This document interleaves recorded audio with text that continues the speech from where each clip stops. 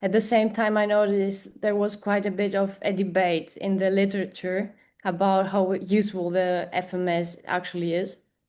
So this curiosity really led to this project with my professor, and I wanted to see whether looking at specific movement qualities rather than relying on the overall score of the FMS could tell us more about the athletic performance in general.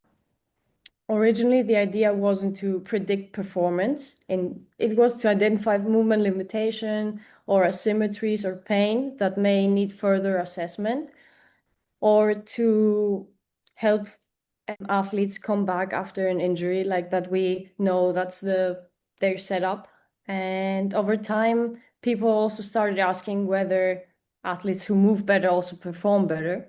And that's really where our research fits in. So one of the biggest criticisms of the FMS is that it combines several very different movement patterns into one total score. So shoulder mobility, for example, contributes just as much to the overall score as movements involving the hips, the knees, the ankles.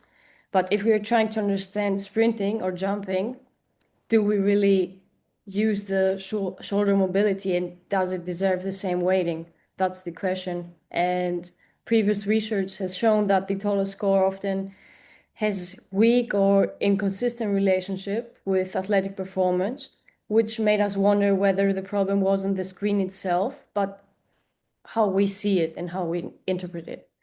So instead of throwing the FMS away, I believe that we can create modified composite scores to whatever the sport that we're doing needs.